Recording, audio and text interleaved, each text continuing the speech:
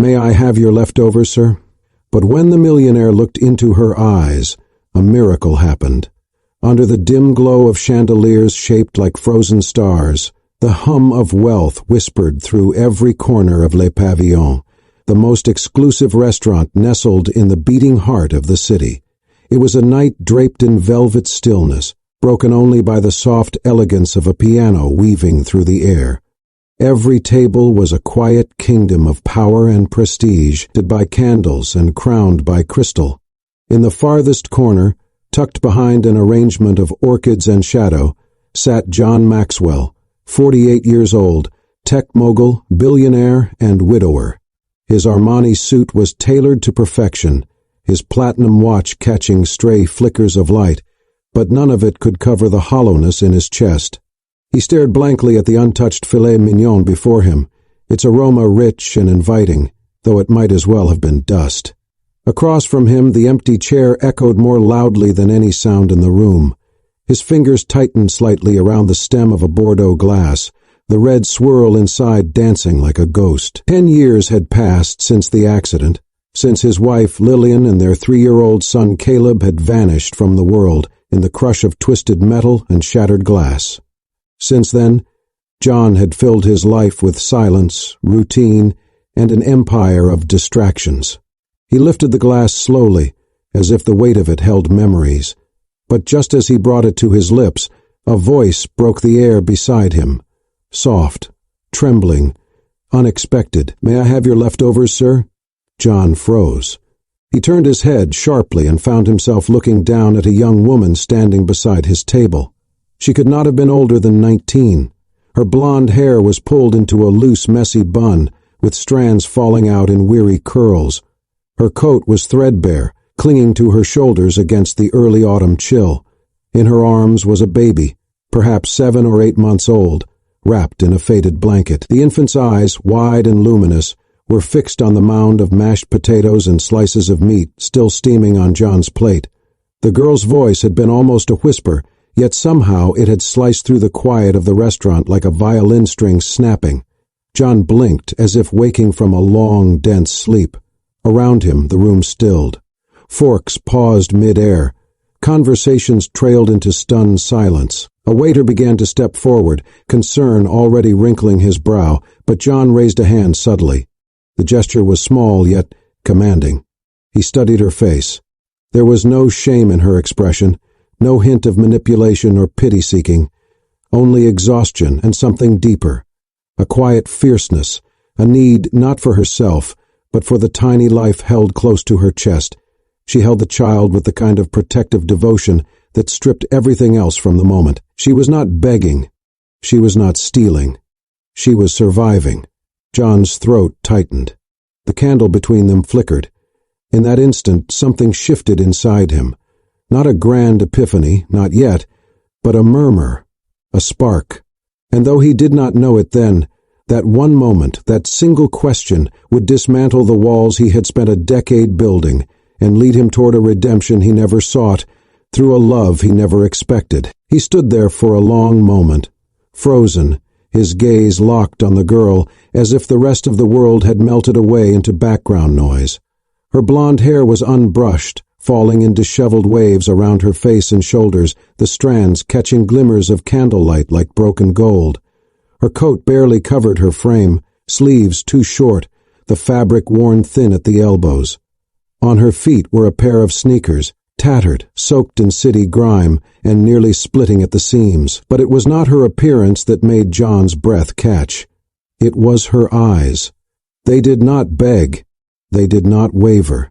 They held him, unflinching, filled with something far stronger than desperation, defense, dignity, and a quiet, almost unbearable sorrow. There was a kind of courage in her expression, the type a person only forges when they have nothing left to protect except the fragile life they carry. She was not asking for herself. She was asking for her child. John hesitated, just a heartbeat longer, as if some unseen thread was being pulled taut between them. Then, with a slight movement, he nudged the plate forward. "Take it," he said softly, almost to himself. She did not dive at the food. She did not devour it like someone starving. Instead, with a reverence that struck him harder than any scream could have, she reached into the satchel draped across her shoulder and took out a small square of cloth, clean though fraying at the edges. She carefully wrapped the mashed potatoes and the remaining slices of meat inside, folding the corners like she was preserving treasure, not leftovers. Then, kneeling gently onto one knee, she cradled the baby closer and retrieved a small plastic spoon from her coat pocket. John watched, unblinking, as she scooped a modest portion of the warm food and blew softly on it before guiding the spoon to the baby's mouth. The child opened instinctively, his tiny lips parting, his tongue reaching. The moment the mashed potatoes touched his tongue, he cooed, a soft, gurgling sound of joy so pure it made John's fingers curl around the edge of the table. The baby's face lit up in the glow of candlelight, his chubby hands patting the girl's chest, a smile blooming across his round cheeks, like a sunrise after a long, frozen night. It was the kind of smile John had not seen in years, not since his own son. Something caught in his throat. He looked away, just for a second, trying to clear the sudden mist from his vision. But his eyes snapped back as soon as the baby let out another happy sigh, as if the warmth of one spoonful was enough to fill him with delight. The girl said nothing. She simply kept feeding him, one spoonful at a time, with infinite patience. Her hands were steady, her breathing was calm.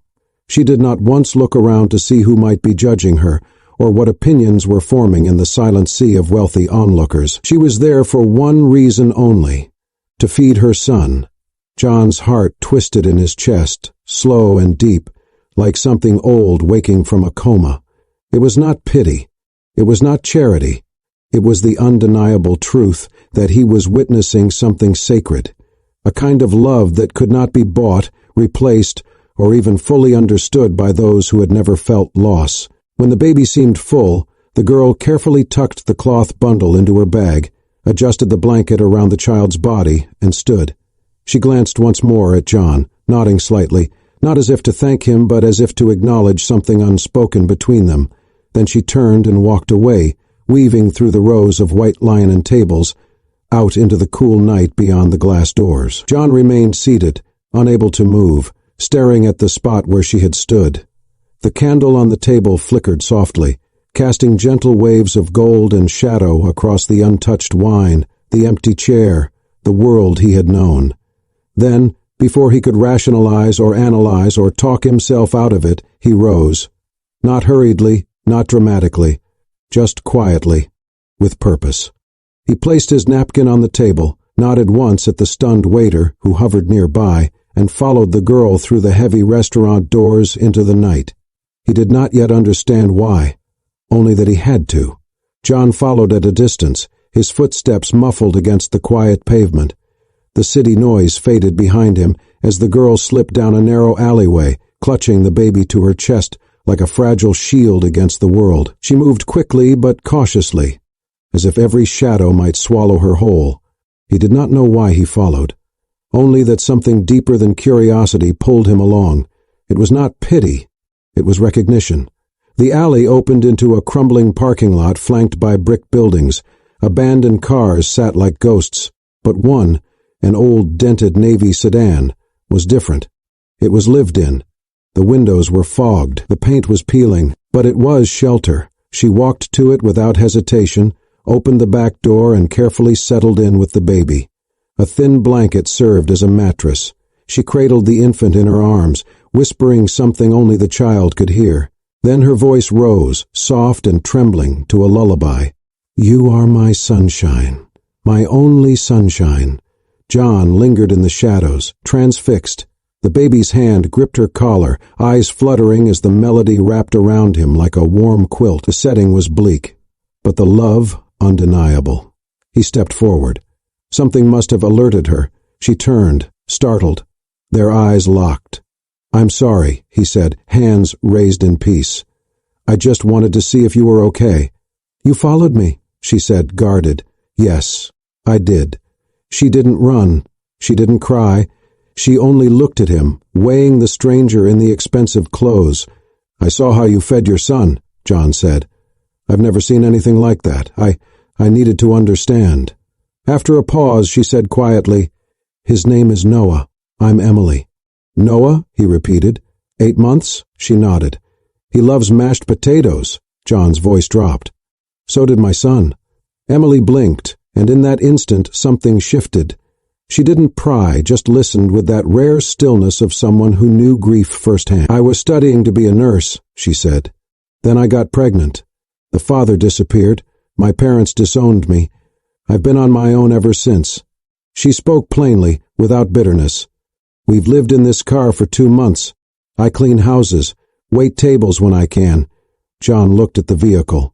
The worn blanket, the baby clothes stacked like treasure in the corner. "I can help. A hotel, food, whatever you need." She raised a hand. "No, I'm not asking for money." Surprised, he asked, "Then what do you want?" Emily looked at Noah and said softly, "Just one day. One day where he's warm, full, and safe. That's all."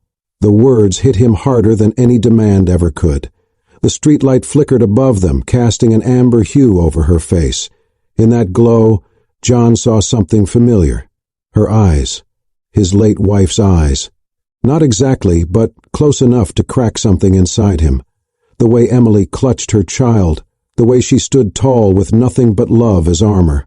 It stirred something in him, something that had been buried with his wife and son. He stepped back, suddenly unsteady. "Thank you," he said. Emily furrowed her brow. "For what?" "For reminding me I still have a heart." She said nothing, only cradled Noah tighter, resuming the lullaby. John stood there a little longer, the song threading through the night like a lifeline, and though Emily didn't smile, she didn't close the door either. And that, somehow, was everything. From that night on, John could not shake the image of the girl with the broken shoes and the baby with the mashed potato smile. No matter how many emails he skimmed through or board meetings he attended, their faces stayed with him. Quiet reminders that somewhere in the same city where people drank $800 0-cent wine, a mother and child were surviving on kindness and resilience alone. He never spoke to her again, not right away. Instead, he began to act, silently and precisely, the way he'd built his fortune. He had found her car again, parked behind an abandoned church lot. Without approaching, without intruding, he left small packages near the vehicle in the early mornings before sunrise. A canister of baby formula, a pack of diapers, a sealed container of homemade soup, still warm to the touch. He arranged for a pediatrician to make a discreet visit, pretending to be part of a church outreach program. Emily didn't know who had sent him. She didn't ask. But when the doctor left, she held Noah longer than usual and whispered "thank you" to no one in particular. At first, Emily was skeptical. She had learned to survive by expecting disappointment. But these quiet gestures never came with notes, never came with expectations or requests. No one asked her to smile. No one asked her to be grateful. It was simply there. Steady, gentle, real. Little by little, suspicion gave way to something more dangerous. Hope.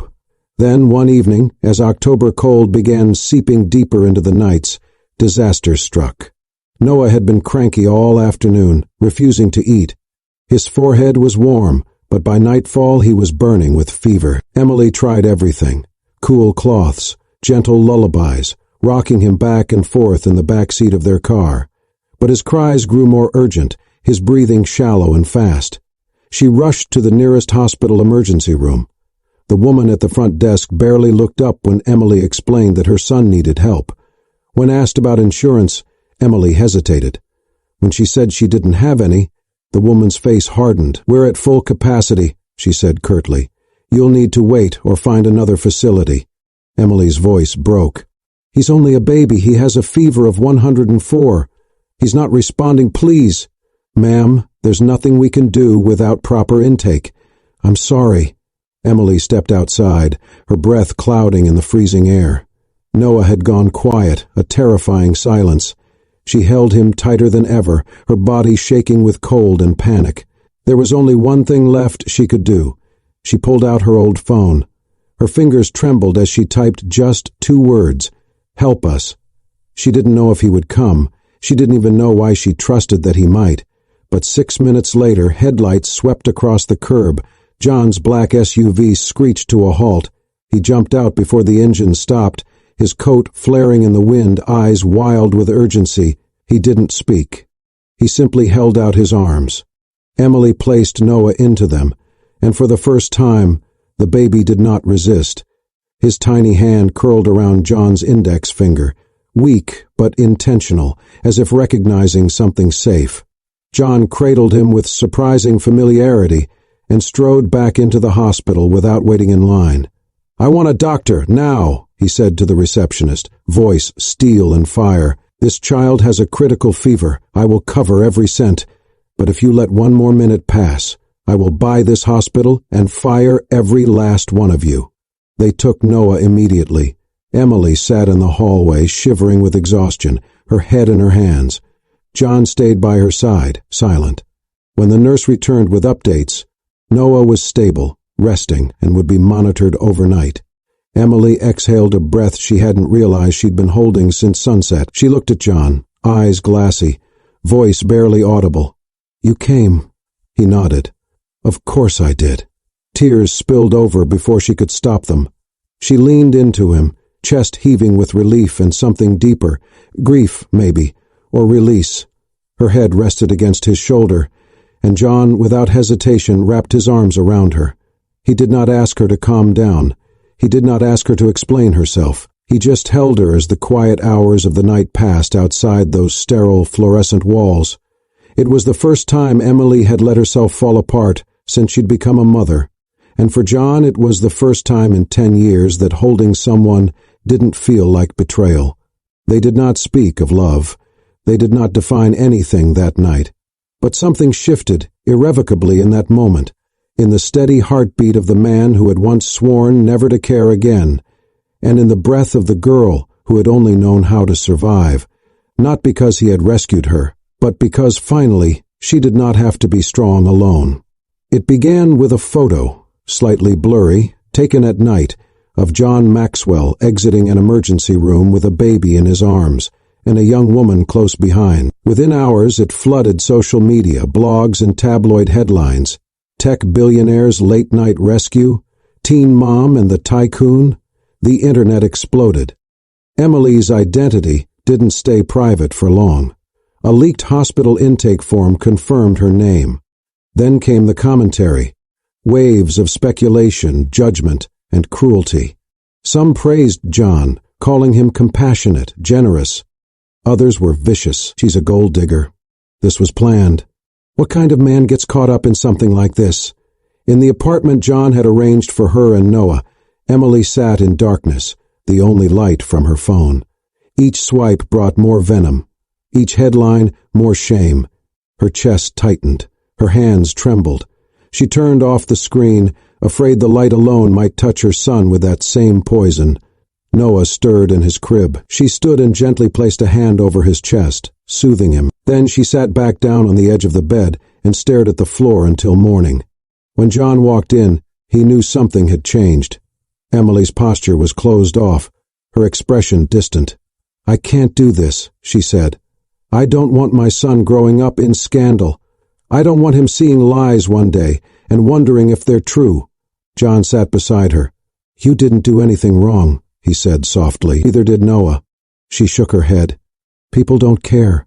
They already decided who I am." John's voice steadied. "Then let me tell them who you really are." That afternoon, he called his publicist. No statements, no scripted press release. He wanted to speak plainly, publicly, and with no filters. The next night he went live on national television. The setup was simple, a quiet studio, soft lighting, no distractions. The interviewer asked nothing shocking, just gave him space to speak.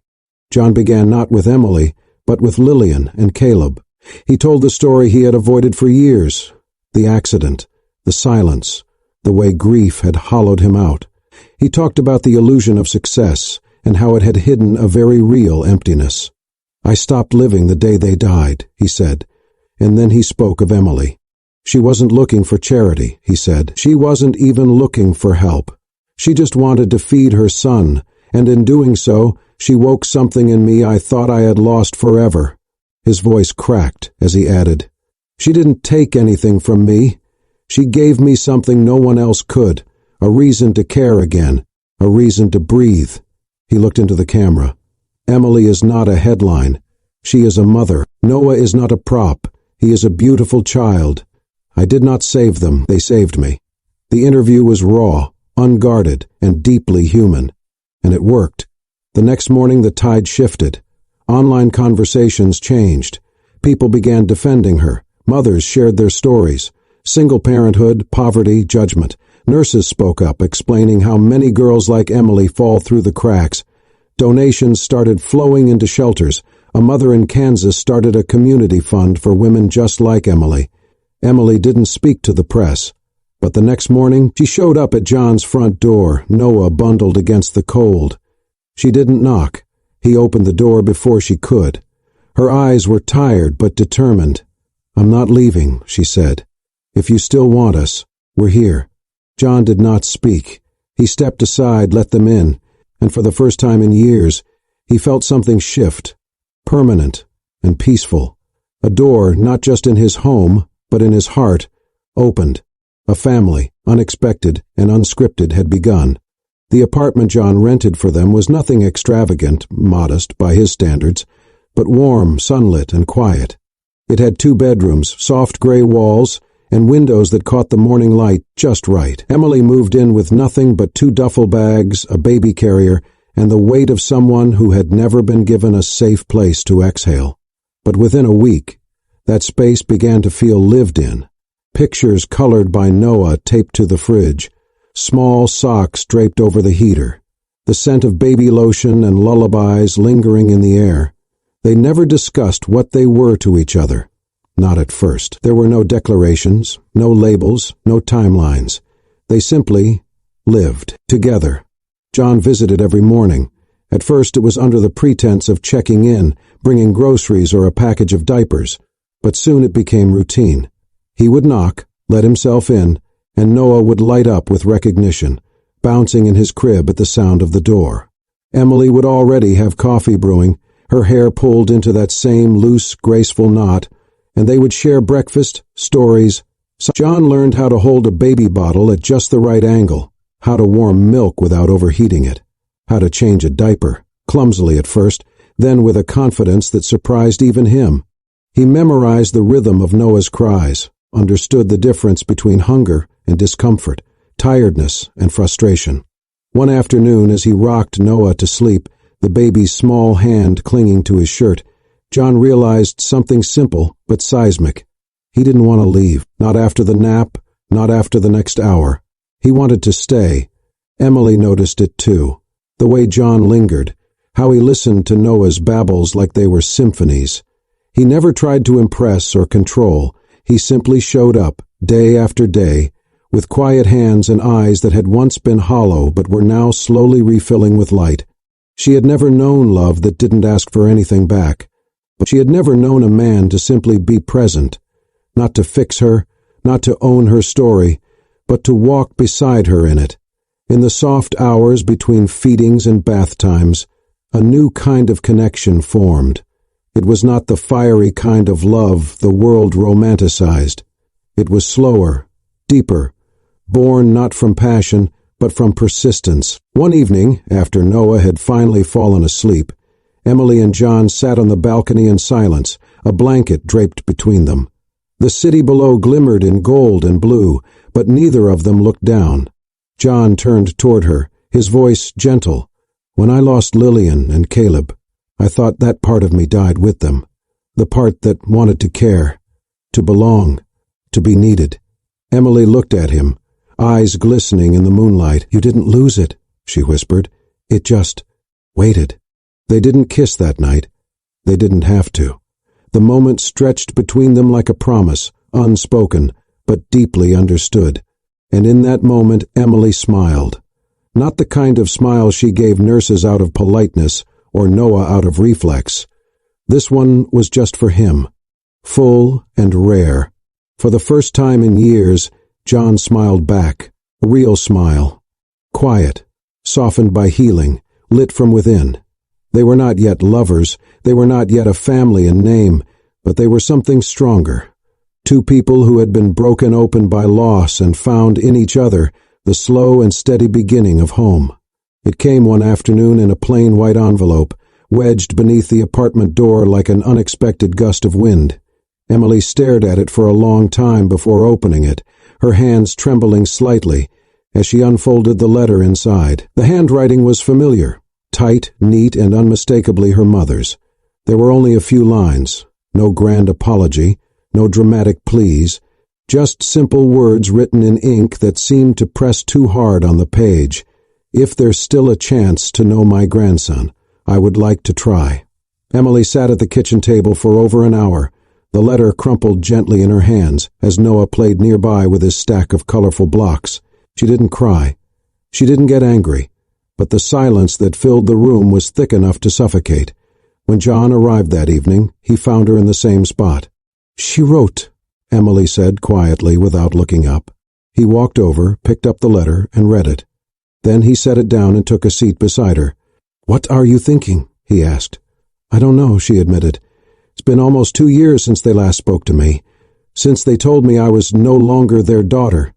John nodded slowly. "You don't owe them anything." Emily turned to him, eyes clouded with uncertainty. "But Noah, doesn't he deserve to know where he comes from, even if it's broken?" John paused, choosing his words carefully. "Don't let him grow up with the same emptiness you had. Let him have the chance to forgive. Or not, but let him choose."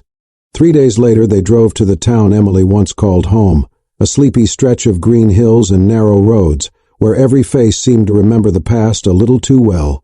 Her parents' house stood at the end of a gravel driveway, the white paint slightly faded, the porch swing still creaking in the wind. Emily stood outside for several long moments, Noah on her hip, his tiny hands gripping her sweater. John stood slightly behind her, offering quiet support, but letting her lead. The front door opened slowly. A woman stepped out, mid-50s, sharp features softened by time and sorrow. Emily's mother. For a heartbeat, no one moved. Then, with a trembling breath, her mother stepped forward. Her eyes landed on Noah, then on Emily, and they filled instantly with tears. "I wasn't strong," she whispered, her voice catching. "I was scared of what people would think, of losing the version of you I thought I raised, and I lost you anyway." Emily said nothing. Her lips parted slightly, her jaw tightening. Her father appeared behind her mother, older than she remembered, his hands folded nervously in front of him. He looked at his grandson like he was seeing something holy. Noah reached out a hand, not knowing the history, not caring, just curious.